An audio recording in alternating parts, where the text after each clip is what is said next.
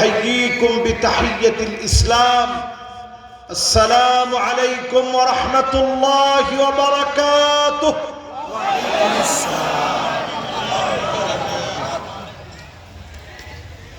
আমি অত্যন্ত দুঃখের সাথে আপনাদেরকে জানাচ্ছি আমি আসছিলাম এই মাহফিলে ঠিক ৯টারও আগে কার্যত যেভাবেই হোক আমার খুব ইচ্ছে ছিল যে 10টা থেকে যেন বয়ানটা শুরু করতে পারি। লম্বা রাত করে বয়ান করা এটা তেমন কোনো ফায়দা হয় না শেষ পর্যন্ত। আপনারা ঠিকটা আর একটু জোরে বলেন।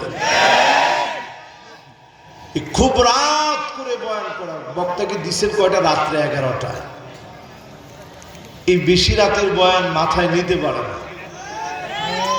তারপরেও যেহেতু দূর থেকে এসে এই রাত করে আপনারা আমাকে দিছেন, আমি আপনাদের উপর অত্যন্ত কৃতজ্ঞ। খুব বেশি লম্বা করার সুযোগ নয়। এখন 11টা 15 বাজে।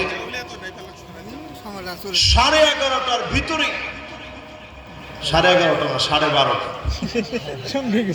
দেখছেন আমার যেটা অভ্যাস থাকে, আমি সচরাচর 11টা 11:30টার মধ্যে মাহফিল শেষ করে ফেলি।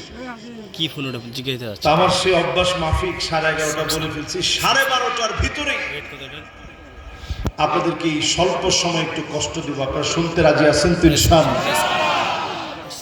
কে কে 50% শুনেই বাড়ি চলে যাবেন? হাত উঠায় দেখা। 70 এরকম ভুল কি সারা জীবন আমরা করব? 50% শুনে কি সবাই চলে যাব? এই 1 ঘন্টা 15 মিনিট আল্লাহর জন্য কোরবানি করতে আমরা রাজি আছি তো ইনশাআল্লাহ? আবার কবে দেখা হয়, মাহফিলও কতদিন চলে আমরা কেউ জানি না। সব মিলে 1 ঘন্টা 15 মিনিট সমস্ত আওয়াজ বন্ধ করে দিয়ে শুরুতেই মালিকের প্রশংসা দিয়ে শুরু করি। জবান খুলে মহব্বত নিয়ে পড়ি আলহামদুলিল্লাহ। আমার মনে হয় এখন যুবকরা খুব রাগ করছে যে হুজুর শুরুতেই তাকবীর দিছিলাম, আপনি কিন্তু শুনেন নাই। যুবকরা তোমরা একটু হিম্মত নিয়ে মালিকের প্রশংসা আদায় করে মুরব্বীদেরকে সাথে নিয়ে বলো তো আলহামদুলিল্লাহ। আলহামদুলিল্লাহ। এবার ঠিক আছে।